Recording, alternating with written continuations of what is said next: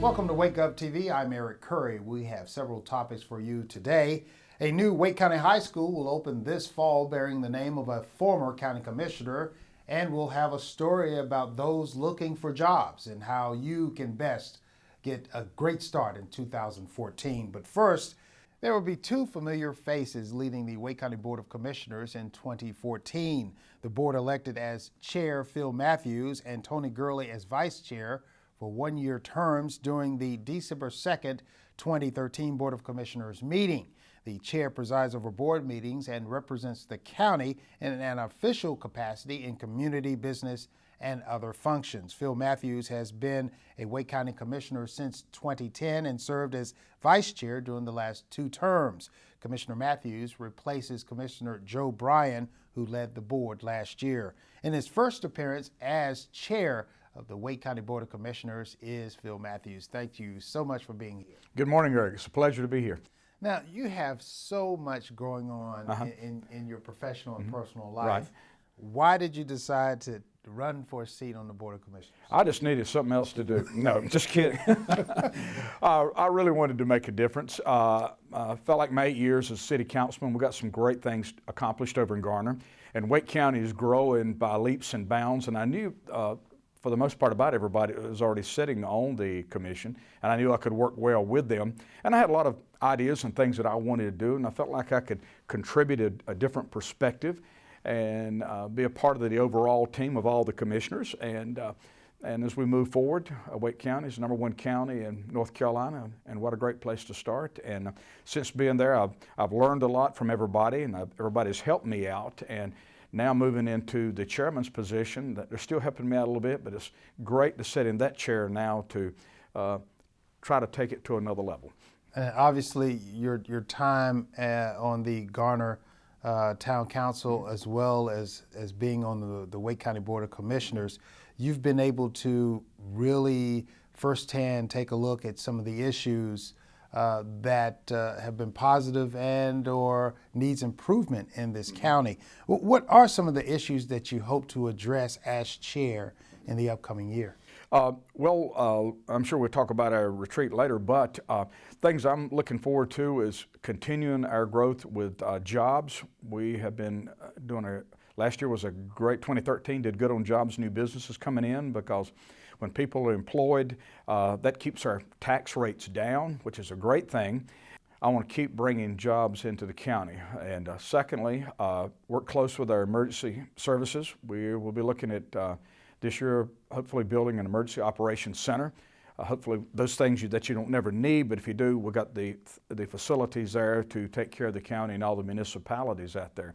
Again, work with the school board best we can. We've got a large building project coming up to make sure we spend our dollars wisely, and because the citizens hold the county commissioners accountable to the purse strings, and we want to do a good job of that. And plus we've got many other things we want to do, but those are some of the key things right out of the gate that I want to focus on.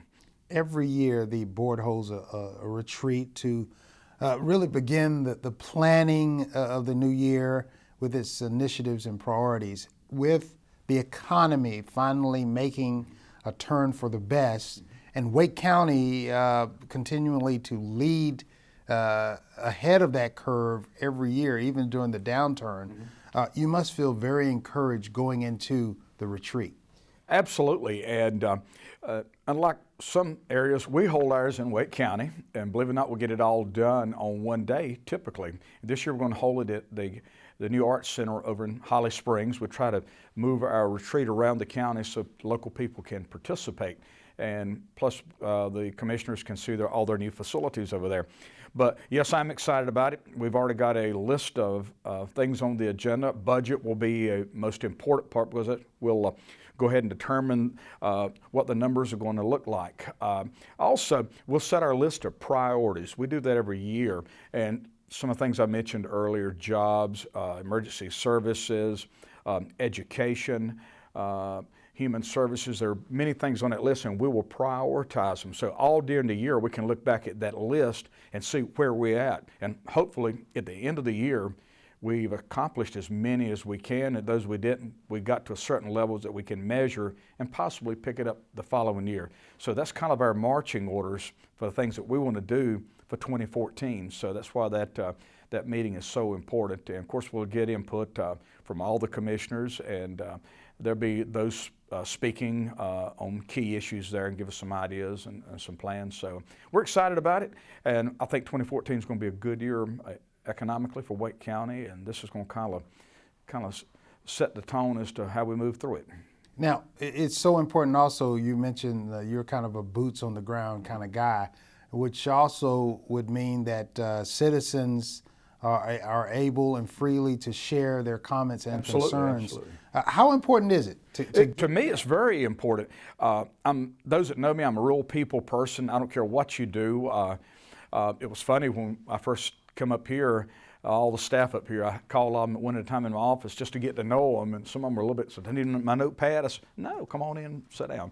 So I like to get to know people and, their concerns, and whether they work for Wake County or they're a fireman out there or a retired person or an attorney, no matter what they do, or a homemaker, or the young people. What's on your mind? And if you make me a suggestion, say we need to do something, well, give me a suggestion how you'd fix it. So I always ask that question. I follow a question with, well, what would you do to fix it? And but that information, their concerns, is very important, because I make a note of it and I do my best to get back with them on that, so they can see that what they've got to say matters. And if something we can't do, it might be something that needs to go to a municipality or state, and of course I let them know and try to give them the contact information to go to that next level. And what's the best way of anyone contacting you if they have any concerns? Well, they can go to, of course, our award-winning Wake County website that we're very proud of, and of course they can email me, and I will respond. I've checked my email many times during the day, and it's easier on the email than the phone sometimes. So, but email, or they can leave me a message and I will return their call. But email pretty much is the best way to grab me. Well, great. Well, Commissioner, now Chair Matthews, congratulations. Thank you very much. And much success on the new year.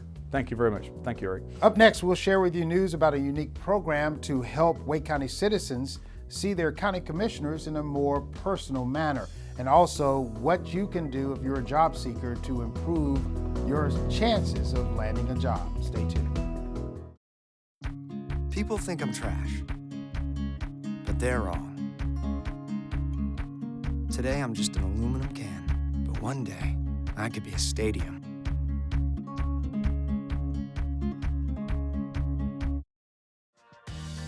Late last year, Wake County commissioners worked with community leaders to hold a series of public meetings known as the Listening Tour. The focus of the tour was to share information and to hear community feedback from citizens about human services programs and services. Commissioners and county staff also heard from Wake County residents who may have had issues of concern that they wanted addressed. Joining us today to talk about the Listening Tour is Commissioner Caroline Sullivan. Thank you so much for being here. Oh, I'm delighted to be here. Thank you for having me.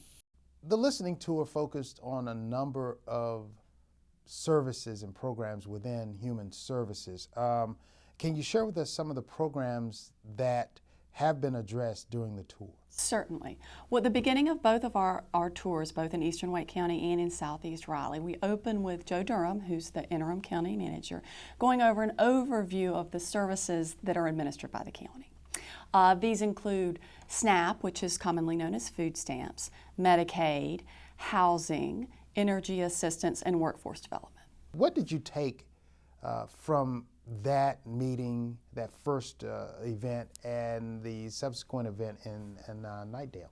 Well, a couple of things. First of all, I'm a new commissioner. I've only been serving for a year, so it was very helpful for me to see, to put the human face on these programs. When you're sitting in a public policy chair, you're looking at programs. They're vast, they're complicated, they're expensive, and it's wonderful to be able to see that there are people that go with these programs. They're individual people that are helped by them and what their stories are. And I think so that was helpful for all of us, actually, quite frankly. And also, for me as a new commissioner, it was wonderful to see how the staff was able to help those people.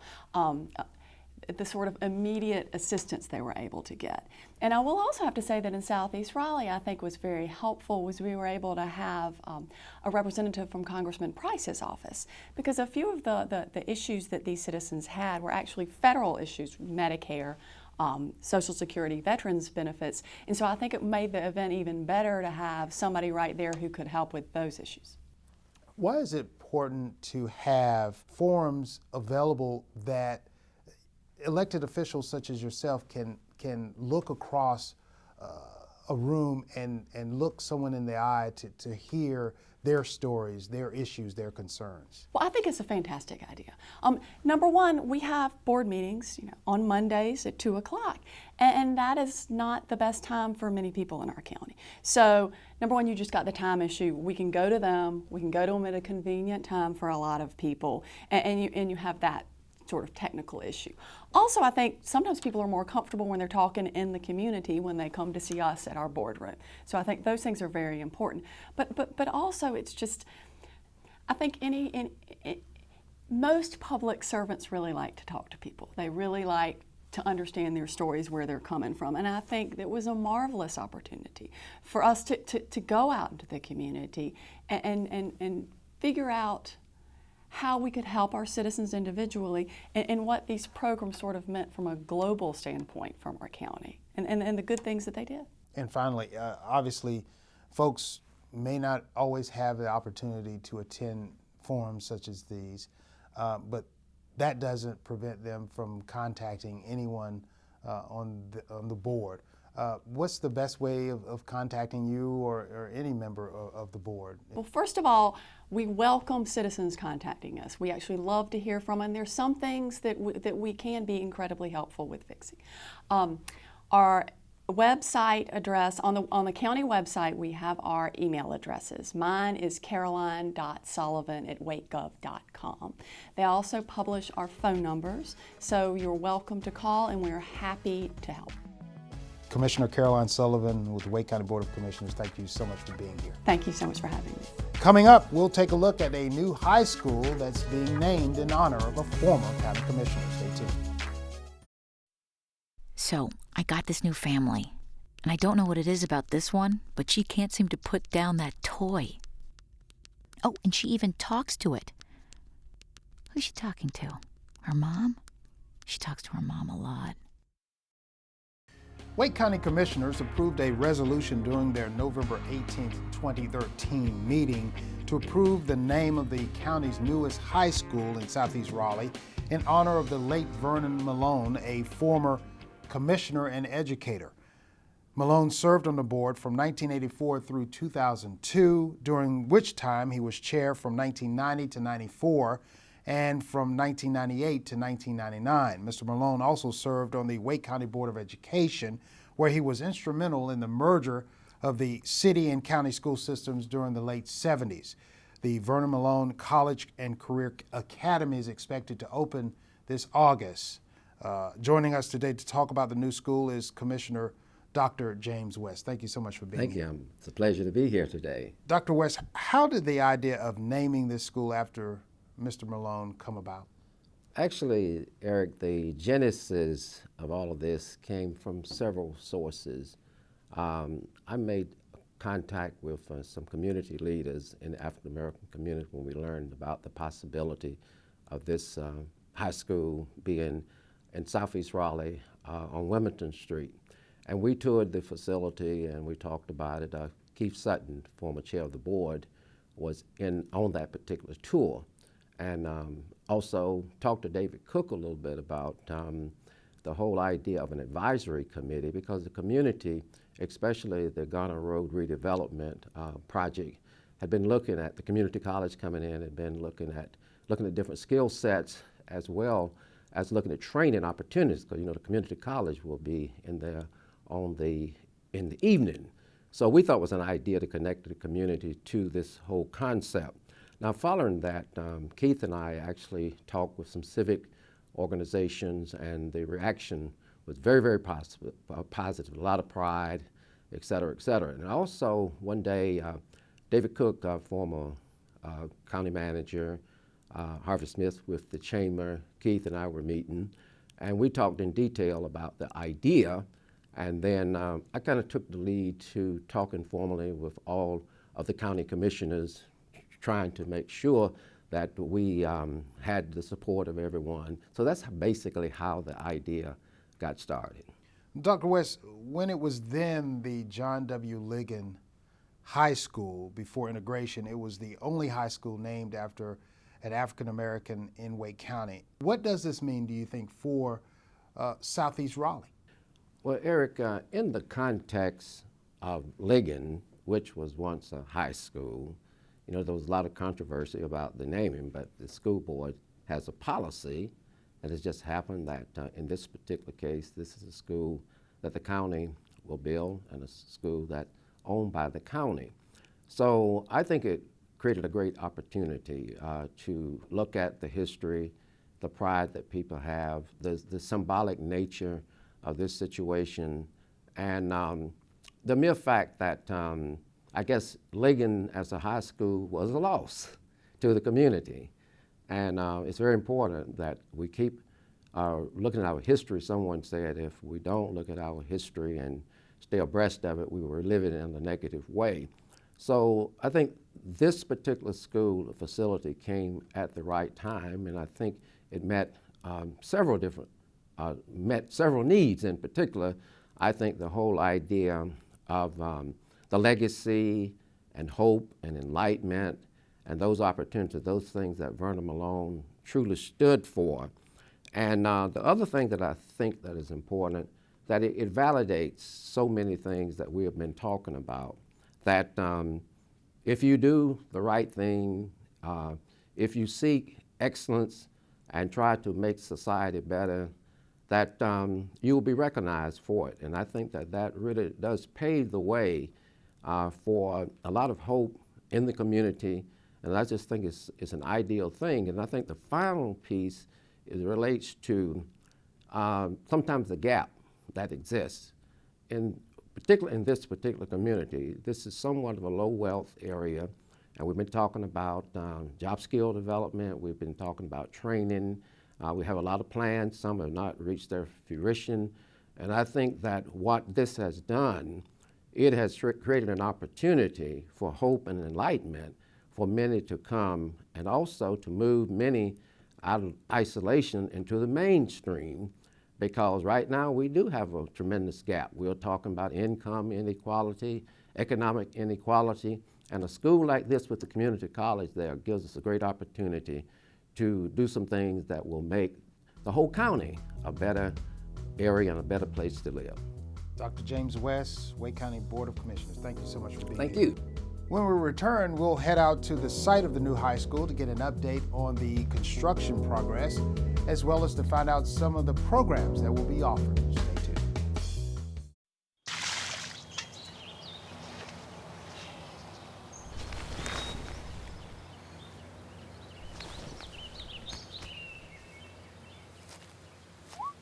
Smokey just gave me a bear hug.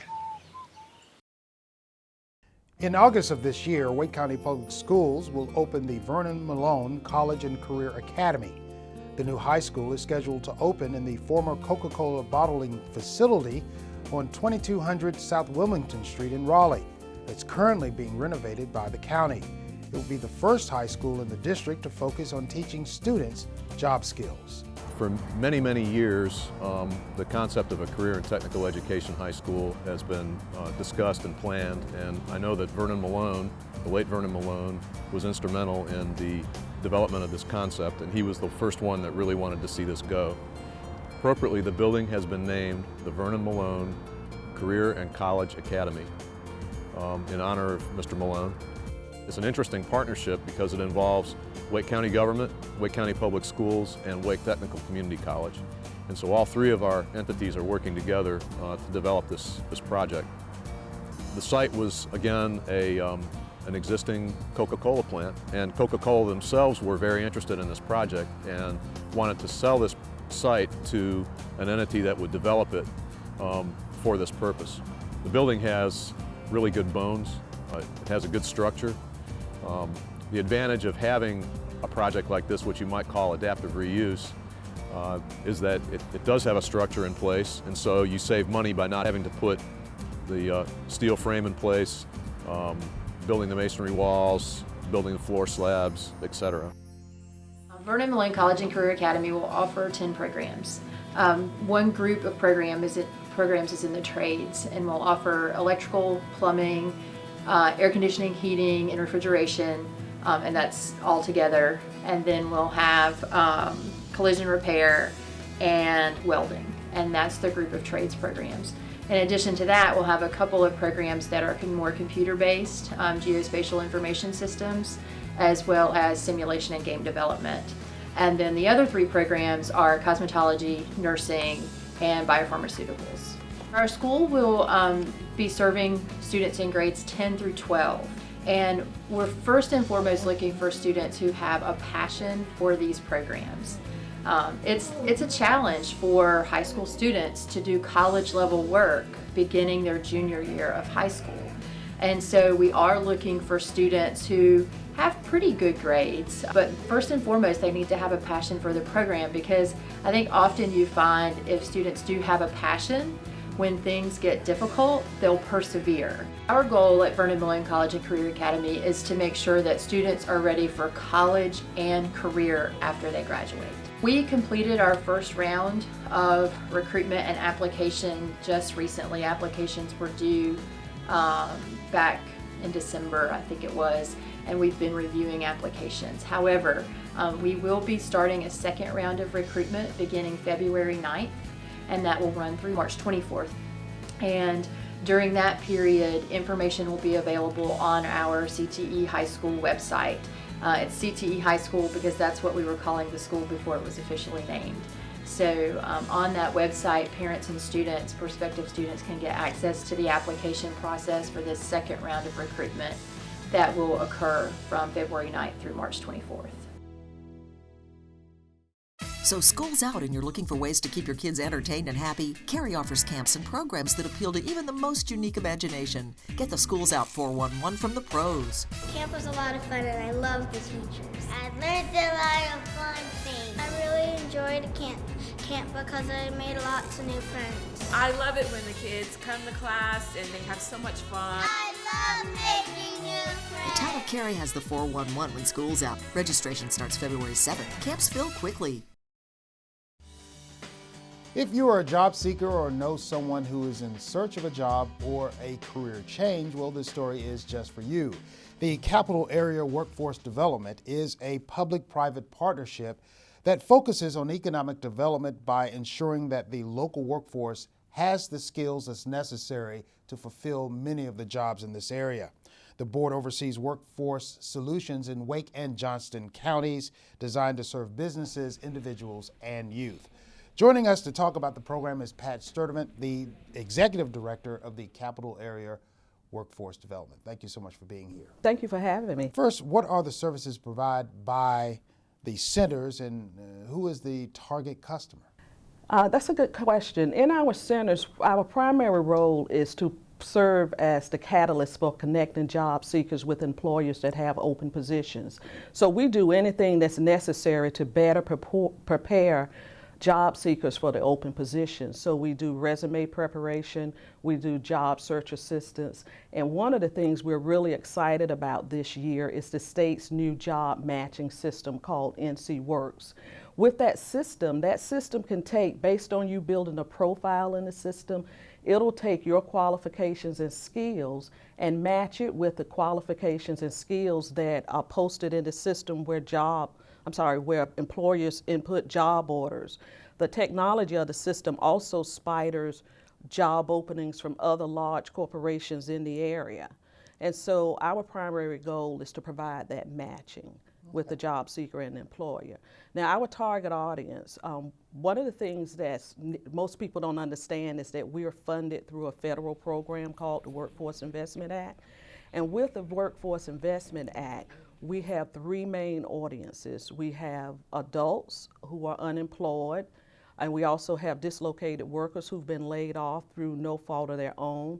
and we also serve at-risk youth. Now for at-risk youth have to be low income, and they have to have at least one barrier to employment. And those barriers are things like in foster care, pregnant teen, or ex-offender. So when you look at who we serve and our purpose, our primary role is to make that connection. What are you seeing with the growth, job growth in this area? What industries, and how are some of the other industries that are declining? How does that affect how you attract job seekers to maybe move into another profession? Yeah, definitely some industries growing. When we look at industry net growth over the next 5 years, there are several industries that we see good growth in. One, when we look at industries at the major industry level or category, the first would be healthcare, of course, and social assistance. When we drill down a little bit to get a little bit more specific, we're talking about general medical and surgical hospitals on the private side, as well as physicians' offices. Another major industry category would be professional and scientific. And again, drilling down, we would be looking at computer system design and engineering. Are you seeing any evidence of increased traffic, demand for use of these one-stop centers? When we look at our unemployment rate from last year compared to now, right now, as you said, we're responsible for Wake and Johnston County. So our unemployment rate right now is 6%. This time last year, our unemployment rate was over 7%. So we're seeing improvement, but 5.9% is still over 30,000 people out of work. So we're seeing a small decrease in traffic, but we still have a lot of people out of work.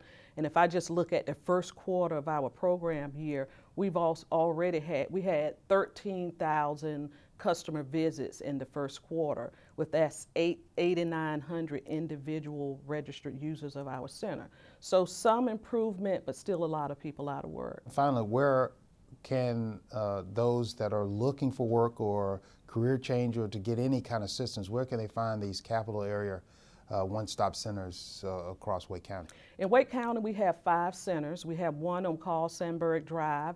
We have one in the Swinburne Human Services Building, and we have one in each of the regional centers.